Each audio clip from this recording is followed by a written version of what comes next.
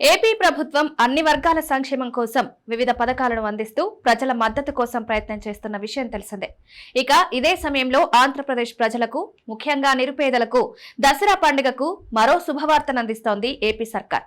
ఆంధ్రప్రదేశ్లో ఇల్లు లేని నిరుపేదల కోసం చేపట్టిన గృహ నిర్మాణ పనులను ప్రభుత్వం వేగవంతం చేస్తోంది.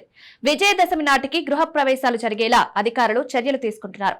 దసరా పండుగకు ప్రజలకు శుభవార్త చెప్పబోతున్న ఏపీ ప్రభుత్వం నిరుపేదలకు ఆర్థిక సహాయాన్ని అందిస్తూ గృహ నిర్మాణాలను చేయాలని ప్రోత్సహించి వాటిని త్వరితగతిన పూర్తి చేసి దసరాకు వారితో గృహ ప్రవేశాలు చేయించాలని నిర్ణయించింది.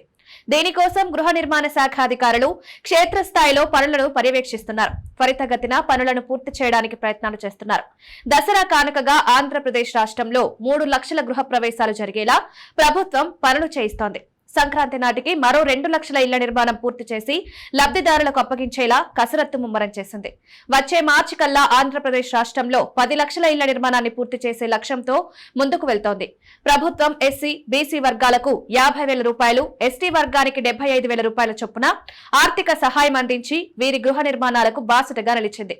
ఈ మద్దతుతో అనేక మంది లబ్ధిదారులు తమ ఇళ్ల నిర్మాణాలను ముందుకు తీసుకువెళ్లారు. ఈ గృహ నిర్మాణ పథకాన్ని ప్రధానమంత్రి ఆవాస్ యోజన 2.0తో అనుసంధానం చేయాలని ప్రభుత్వం నిర్ణయించింది. దీని ద్వారా లబ్ధిదారులకు 4 లక్షల రూపాయల ఆర్థిక సహాయం అందనుంది.